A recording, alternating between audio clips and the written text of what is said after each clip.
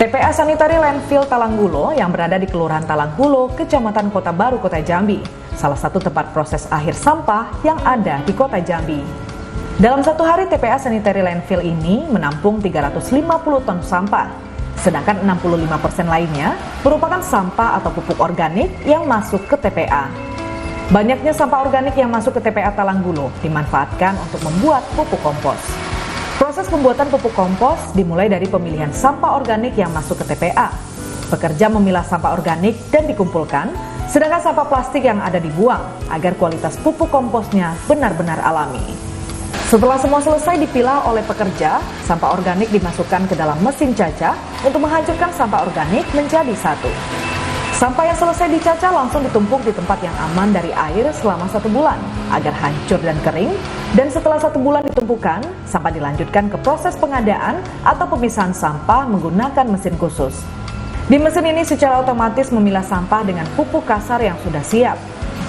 Pupuk yang sudah selesai diproduksi dilanjutkan ke tahap pembungkusan untuk siap jual dan dikirim. Ada 3 jenis lah. Yang pertama kasar, kedua agak halus, yang ketiga lebih halus. Untuk posisi sekarang ini masih kerjasama pihak ketiga.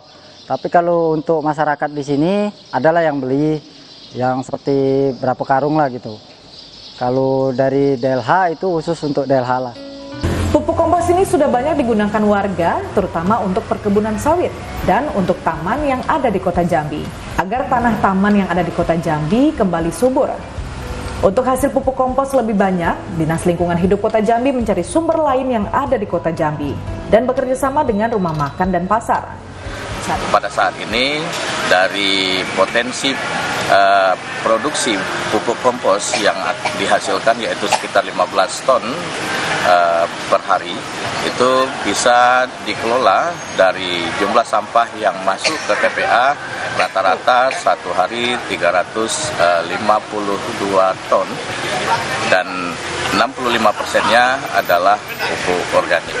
Bagi warga Kota Jambi yang ingin membeli pupuk kompos alami ini, bisa datang langsung ke TPA Sanitary Landfill Talanggulo. Harga yang dijual tidak dipatok dan seikhlas warga saja membayar. Jumadi, Aan Prianto, Kompas TV Jambi. Terima kasih Jumadi, jurnalis dari Biro Kompas TV Jambi yang sudah bergabung dalam Cerita Nusantara.